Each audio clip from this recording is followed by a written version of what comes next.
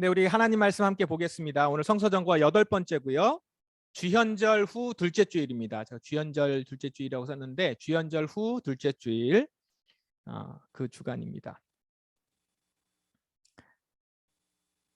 오늘 주현절 후 둘째 주일, 주현절 말씀이 계속되고 있어요. 주현절은 말씀드렸듯이 예수님이 하나님으로 이 땅에 오셨음을 공식적으로 나타낸 그런 날이죠. 그래서 오늘도 주현절의 주제가 담긴 말씀을 같이 보려고 합니다. 성경 동화로 먼저 보셨어요. 여러분들 오늘 보신 말씀이 가나의 혼인잔치, 갈릴리 가나의 혼인잔치입니다. 가나안이 아니고요. 가나라고 하는 도시입니다. 가나의 혼인잔치.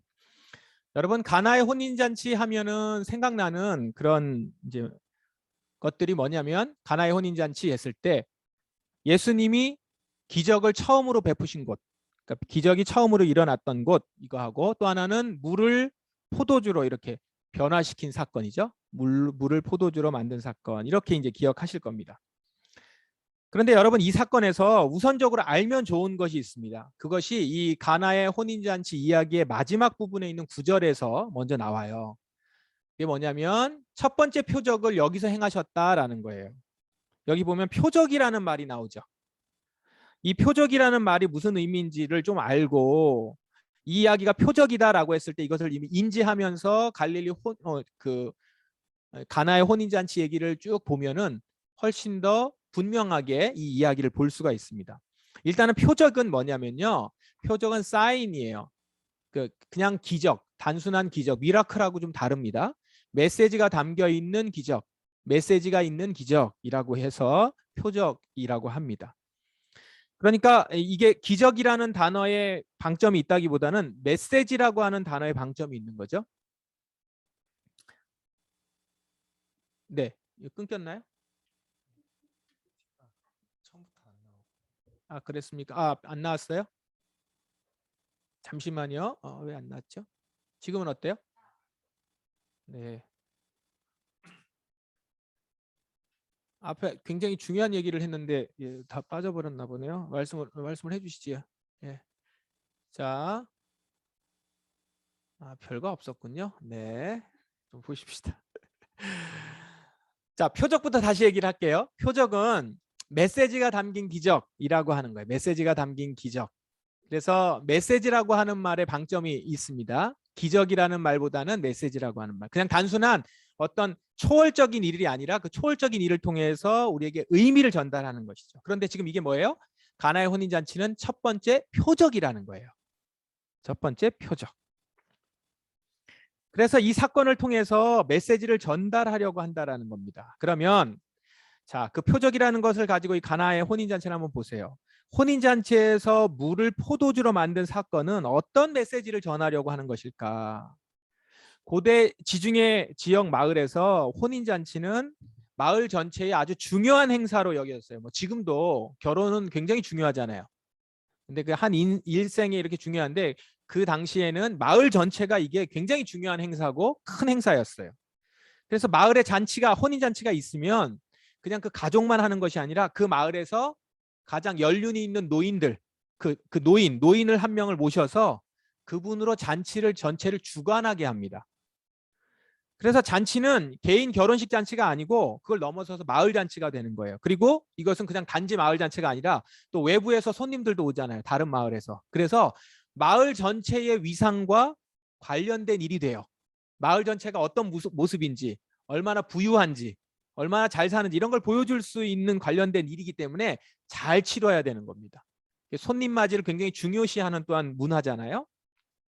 그래서 반대로 얘기하면 잔치 준비가 제대로 되지 않은 상태에서 만약에 진행이 된다. 그러면 이거는 그 마을의 수치거리가 됩니다. 이게 창피한 일이에요. 그때 결혼식 망쳤지. 그 마을 그거 제대로 준비 못하더라. 이러면 이제 그게 너무 창피한 일인 거예요. 잔치에서 가장 중요하게 우선적인 준비 품목이 있습니다. 그게 뭐냐면 포도주예요. 포도주는 잔치에서는 없어서는 안 되는 음료였습니다. 그런데 지금 이 가나의 혼인잔치의 문제가 뭐였어요? 포도주가 중간에 떨어진 거예요. 한 일주일 정도 진행되는 이 잔치에 포도주가 중간에 떨어진 겁니다. 자, 잔치에 포도주가 떨어졌다? 이거는 말이 안 되는 것이 왜냐하면 잔치가 어느 정도 진행이 되고 초대하는 사람도 다 정해져 있어요. 그렇기 때문에 준비를 다 할 수 있는데 포도주가 떨어졌다는 것은 잔치를 열어서 사람을 불러놓고 준비를 안 했다는 얘기예요. 생각해 보세요. 식사할 때도 누군가를 준비했는데 식사 준비를 안 해놔. 밥을 차려준다고 해놓고 밥을 조금 줘놓고 그다음에 밥이 없다. 이러면 어떤 느낌인 거죠? 신뢰잖아요. 신뢰. 그러니까 지금 이 초대받은 사람들을 무시하는 일이 되는 것이고 마을 전체가 이걸 굉장히 부끄럽게 여긴단 말이죠. 심각한 결례이고 공동체 전체에 이제 위기가 오는 거죠. 그러니까 이것을 준비한 사람 입장에서 너무 당황스러운 일이 되겠죠. 자, 지금 가나의 혼인잔치에 포도주가 없다. 어떤 상황인지 아시겠죠? 그런 상황에서 지금 예수님이 물로 포도주를 만드신 거예요. 그런 위기 상황에 있는 지금 혼인잔치가 크게 이 잔치가 갑자기 초상집이 될 뻔한 거죠. 수군수군 되고 이거 어떻게 해야 되나 이런 상황에서 지금 물로 포도주를 만들어서 근데 그 포도주도 이전보다 훨씬 좋은 포도주예요. 그러니까 어떻죠? 잔치가 훨씬 좋아진 거죠. 예수님이 거기 계셔서 잔치가 완전히 망가질 뻔했다가 잔치가 된 것입니다. 예수님이 만들어주신 포도주 덕에 이전과는 비교할 수 없이 활기차고 빛나게 이런 잔치가 더 진행이 됩니다. 사람들은 진짜 기뻐했습니다. 자, 이 사건이 이것이 가나에서 행하셨던 예수님의 첫 번째 표적이다라는 거예요. 메시지를 전하려고 한다라는 겁니다. 그럼 무슨 메시지일까요? 바로 예수님이 물로 포도주를 만드신 하나님이시다 라고 하는 그 신성을 보여주시는 것, 신성을 보여주는 겁니다. 바로 예수님은 물로 포도주를 만드신 그 하나님. 이게 이 가나의 혼인잔치에 보여주고 있는 메시지입니다. 그래서 우리 주연절에 예수님께서 하나님으로 오셨다라는 걸 보여주신 바로 그 메시지가 여기 담겨 있는 거죠. 불행으로 끝날 뻔했어요. 불행으로 끝날 뻔한 그 장소에 예수님이 계심으로 인해서 그곳이 기쁨이 넘치는 장소로 회복이 되었습니다. 그래서 예수님이 오심으로 인해서 회복의 하나님이 드러나신 거예요. 회복하신다. 예수님이 오시면 이렇게 회복된다는 것이죠. 자, 그리고 보시면 이 표적을 시작으로 해서 예수님은 가는 곳마다 회복하십니다. 병든 자들을 회복시키시고 병든 가정을 회복시키시고 병든 관계를 회복시키시고 그 가운데 무엇보다도 예수님이 회복시키신 궁극적인 회복시키신 한 가지가 있는데 그게 뭐냐면 바로 우리의 결혼 관계입니다. 하나님과 우리의 결혼 관계. 우리는 하나님과 결혼을 한 사람들입니다. 저와 여러분들, 지금 여기 있는 여러분들은 하나님과 결혼을 한 사람들이에요. 지난 금요기도의 성서정과 묵상에서 우리가 좀 나눴어요. 그리고 지금 지난 목요일부터 나오는 본문 보시면 결혼 얘기가 쭉 나오고 있죠. 그게 단지 우리 사람의 결혼 얘기가 아니고요. 하나님과 우리 사이의 결혼 관계로 맺어졌다라고 하는 그 관계성을 얘기하기 위한 본문이에요. 그 본문으로 묵상하시면 됩니다. 하나님은 우리와 당신의 관계를 결혼 관계로 묘사하시기를 좋아하셨어요. 이거는 단지 비유만이 아니라 진짜 하나님과 우리는 결혼 관계로 맺어진 사이예요. 더불어 살아가고 있고 그 안에서 함께 살아가는 자로 이제는 그렇게 묶여졌다고요. 그렇게 관계를 맺었어요. 그런데 어떻죠? 신부인 우리가 신랑이신 하나님을 배신하고 다른 남자를 조차 떠나버린 거예요. 그게 바로 우상을 숭배한 거를 그렇게 표현한 거죠. 우상을 만들어서 그것을 나의 하나님, 나의 신랑 이렇게 여겼던 거예요. 그리고 그 신랑과 더불어 살은 거예요. 그 마음에는 하나님이 없어요. 때때로 하나님에게 돌아오지만 마음도 없어요. 그리고 다시 우상에게로 가요. 자, 보세요. 이게 결혼 관계라고 생각해 보십시오. 이 결혼 관계가 결혼이 지금 제대로 진행되고 있어요? 결혼한 상태로?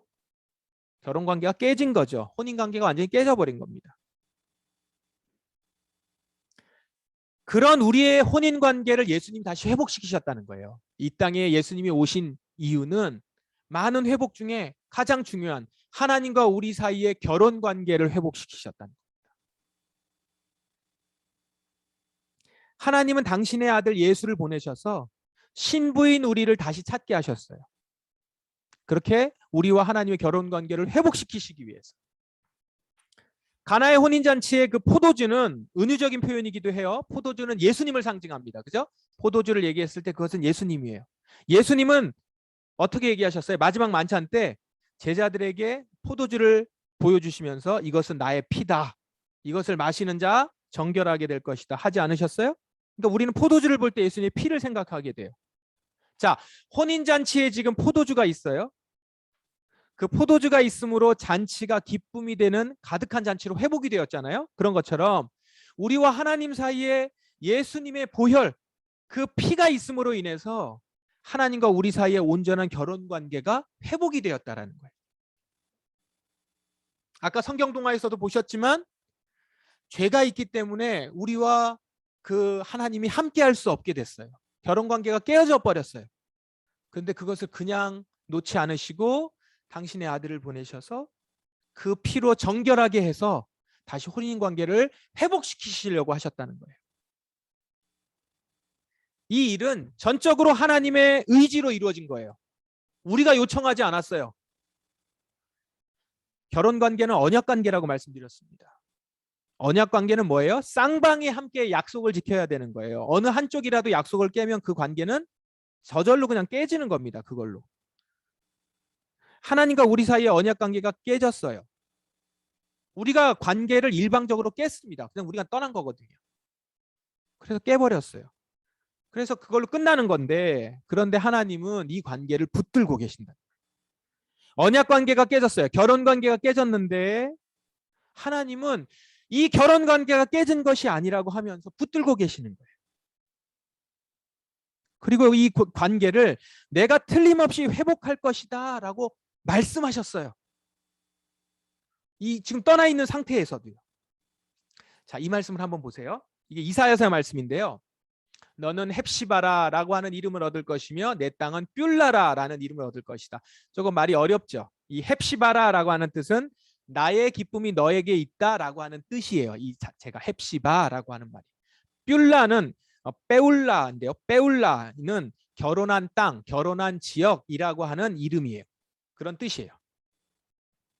너는 나의 기쁨이 너에게 있다라고 하는 이름을 얻을 것이고 너가 있는 땅은 바로 결혼한 땅이라는 이름을 얻을 것이다 라는 거예요. 그러면서 신랑이 신부를 보면서 기뻐하듯이 하나님이 너를 보고 기뻐하실 것이다. 제가 이렇게 SNS를 보다 보니까 이런 그 영상 같은 아주 짧은 영상들이 올라오는 게 있는데 그것만 모아놓은 게 있더라고요. 신랑이 이렇게 결혼식 날 신랑이 이렇게 뒤에 있고 신부가 입장을 할 때 신랑이 그거 보면서 감격하는 얼굴을 이렇게 클로즈업한 영상들이 있어요. 대부분 이제 우는 사진들인데 이게 서양 친구들, 우리 한국 사람들은 거의 그런 사람이 없던데, 예. 서양 이 신랑들은 다 이렇게 울어요. 막 감격에 겨워서 울고 너무 아름다워서 울고 기뻐서 우는 거죠. 그러면서 이제 껴안는 그런 이제 영상들이에요, 다. 그게 이제 생각이 나요. 신랑이 신부를 보고 기뻐하듯이 내 하나님이 너를 보고 기뻐하실 것이다. 하나님이 그렇게 기뻐하신다는 거예요. 너는 나의 기쁨이 너에게 있다. 너가 있는 곳은 바로 그 결혼한 곳이다. 그렇게 얘기하시면서 기뻐하신다는 거예요. 근데 여러분, 지금 이 말씀이 이사야서 말씀인데 이사야를 통해서 전하신 말씀이에요. 그런데 이 말씀이 결혼식 날 서약할 때 하신 말씀이 아니에요. 결혼식 날 그 신부의 아름다운 모습을 보면서 헵시바다, 뷸라다 이렇게 얘기한 게 아니고 지금 이 상황이 어떤 상황이냐면 신랑인 하나님을 떠나서 우상을 만나고 있을 때예요. 우리가 신부가 지금 없어요. 돌아오지도 않은 상황이에요. 그런 이스라엘을 보면서 그 이스라엘 신부를 보면서 신랑 되신 하나님이 말씀하신 거예요. 이 말씀. 너는 헵시바라, 내 땅은 뷸라라 이름을 얻을 것이다. 그런데 여기서 이 헵시바라라고 하는 말, 이 말에서 그 다음에 나오는 말을 보면 내가 너를 기뻐했기 때문이다 이렇게 나오거든요. 왜 이런 이름을 얻을 것이냐면 내가 너를 기뻐하기 때문이다 이렇게 얘기하는데 거기서 기뻐하기 때문이다라고 하는 게 완료형으로 써 있어요. 문법적으로 보면. 그 말은 뭐예요? 네가 나중에 회복되면 내가 기뻐할 거야. 가 아니고 이미 기뻐하고 있다라는 거예요. 처음 혼인관계 때부터 너를 보며 기뻐했고 지금도 기뻐한다는 거죠. 그 마음에 너를 향한 나의 사랑은 여전하다라는 거예요. 그냥 놓지 않고 그냥 계신 것이 아니라 우리를 지금도 사랑하고 계시고 지금 자신을 떠나 있는 다른 신에게 나가 있는 그 신부를 보면서도 여전히 사랑하고 계시고 너는 나의 기쁨이고 내 기쁨은 너에게 있다 라고 얘기하신다라는 거예요. 그런데 지금 이 얘기를 하시면서 마냥 기쁘시고 즐겁고 아무 생각이 없어서 그냥 아무 생각이 없어서 기쁜 그런 상태일까요? 사랑하는 사람이 지금 다른 이에게 마음을 빼앗기고 떠나갔어요. 게다가 그 다른 이가 악한 자예요.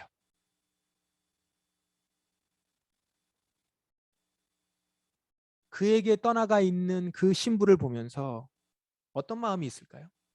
안타까움과 한편으로는 슬픔과 또 그토록 사랑을 줬음에도 불구하고 떠나 있는 모습의 분노와 그러면서도 가여움과 저 악한 자에게 가서 다 속아 넘어갈 텐데 모든 걸 다 빼앗길 텐데 모든 걸 다 벌거벗겨지고 수치를 받을 텐데 라고 하는 가여움과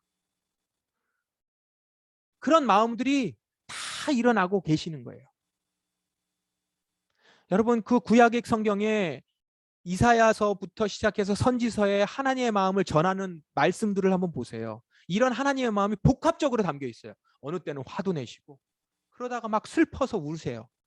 그러면서도 안타까워하시고 가여워하시고 호통을 치시다가 애원하시다가 간절히 이렇게 바라고 부탁하고 이런 것들이 막 있어요. 그 마음이 얼마나 요동치겠습니까? 우리가 그 입장이 된다 보세요. 그 마음을 어떻게 하나로 표현할까요? 그런데 그런 많은 감정들 중에서 그 모든 감정을 압도하는 것. 그것은 우리를 여전히 너무너무 사랑하신다. 너는 헵시바라. 너는 나의 사랑이다. 내가 너를 기뻐한다. 이 기쁨을 이 기쁨이 너무 크고 너무 사랑하기 때문에 그 가지고 있는 모든 것들이 거기서부터 나오는 거죠. 감정도 안타까움도 화를 내고 계시지만 사실은 그 안타까움과 그 사랑하는 마음으로 그를 바라보고 계시고 있고 때로는 그래서 울고 계시고 호소하고 계신다라는 거예요. 그 사랑이 식어진 적이 없는 하나님이에요. 그래서 이제 약속하신 대로 그리고 결심하신 대로 그의 아들 예수님을 이 땅에 보내신 것입니다. 그래서 어떻게 하셨어요? 그 떠난 신부를 악한 자에서부터 되찾기 위해서 예수는 자신의 피를 흘린 겁니다. 그리고 그 피를 의지해서 돌아오는 자들은 다시 그 언약 관계가 결혼 관계가 회복되어 안으로 들어오게 하시는 거죠. 예수님은 자신을 의지하여 다시 돌아오라고 호소하고 계시고 우리에게 그 관계를 깨어진 관계를 회복시키시기 위하여서 이 땅에서 자신의 일들을 하십니다. 혼인잔치에 포도주를 만드신 사건은 그것을 보여주시는 표적이었어요. 예수님은 우리의 관계를 회복시키시는 하나님이시다. 우리가 회복할 만해서 회복이 되는 것이 아닙니다. 우리는 자격이 없는 자들이에요. 그러나 하나님은 개의치 않습니다. 우리를 향한 하나님의 사랑은 우리의 상태에 개의치 않아요. 하나님의 사랑은 처음부터 하나님 안에서 나오는 것이지 우리의 어떤 모습과 상태에서 나오는 것이 아니었어요. 영국 감리교 운동을 주도했던 찰스 웨슬리가 이렇게 말했습니다. 하나님은 우리를 사랑하셨습니다. 왜냐하면 사랑하시기로 선택하셨기 때문입니다. 우리는 떠났어요. 지금 당장 내 필요를 채워줄 것 같은 누군가를 만나러 결혼관계, 하나님과의 결혼관계를 깨고 그냥 나갔어요. 여러분 그러지 않으셨나요? 그렇게 나갔어요. 다른 마음을 가지고 있었고 하나님을 생각하지 않았습니다. 그런 우리에게 예수님이 오셔서 처음부터 우리를 향해 가지셨던 그 마음을 말씀하신 거예요. 너는 헵시바라. 내가 있는 곳은 뷸라라. 내가 너에게 했던 이 말과 너와 약속했던 이것을 나는 놓을 수가 없어. 너를 향한 내 사랑을 내가 포기할 수 없어. 라고 말씀하시는 것입니다. 예수님의 오심은 그 하나님의 사랑을 우리에게 전하시는 그 모습입니다. 하나님의 사랑이에요. 하나님이십니다. 나의 사랑, 나의 기쁨, 나의 어여쁜 자야. 그렇게 말씀하시면서 자신의 보혈을 흘려서 우리를 살리고 구합니다. 우리는 그렇게 하나님과의 관계가 회복된 자들이 되어 다시 그 안에 살아갈 수 있는 자들이 된 것입니다. 사랑하는 여러분, 여러분은 하나님의 기쁨이요 하나님의 신부입니다. 여러분들은 헵시바예요. 하나님의 한 사람 한 사람 헵시바라 부르시고 여러분이 있는 장소는 뻬울라입니다. 예수님을 통해서 하나님과 결혼관계가 회복이 되었습니다. 주연절은 그것을 기념하는 날이에요.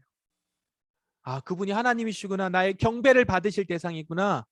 거기서 그치지 않고 우리가 하나님과의 결혼관계가 회복된 자로 그의 집에 거할 수 있는 자가 된 것입니다. 이제 하나님께로 돌아와서 하나님과 더불어 사시기를 바라요. 하나님의 신부로, 하나님의 사랑받는 신부로 살아가시길 바랍니다. 그 안에서 누리십시오. 신랑 되신 하나님이 주시는 모든 것들과 함께 누리시고 그 사랑을 누리시고 그 안에서 더불어 기쁨을 가지시고 그 하나님이 계획하신 모든 것들을 함께 공유하실 수 있는 신부가 되시길 바랍니다. 하나님을 떠나지 마시고 그분의 집에서 그분의 사랑 안에서 영원토록 안전하고 행복한 삶을 우리는 누릴 수 있습니다. 그 영원한 하나님의 집에서 하나님의 진정한 기쁨이 되는 그리고 그분의 사랑과 기쁨을 누리는 헵시바로 살아가는 여러분 되시길 주의 이름으로 축원합니다. 함께 기도하겠습니다. 이 시간 주님의 사랑에 반응하시는 여러분 되길 바랍니다. 하나님이신 예수님이 오셨습니다. 그리고 우리와 하나님의 관계를 회복시키시기 위해서 당신의 피를 흘리셨습니다. 이제 우리는 그 피를 의지하여 하나님께 다시 나아갑니다. 깨어진 관계가 회복되고 악한 자에게 우리의 마음을 빼앗겼었던 우상을 숭배하였고 다른 남편을 만나러 나갔었던 우리의 모습들 너무 부끄럽고 수치스럽지만 이제 예수님의 보혈로 다시 정결케 하여 순결한 신부로 다시 하나님 앞으로 나아가십시다. 그리고 하나님의 음성을 들으십시다. 너는 헵시바라. 처음부터 그랬고 지금도 그렇다. 그 한결같은 사랑의 하나님의 마음에 하나님의 앞에 품에 여러분 안기십시다.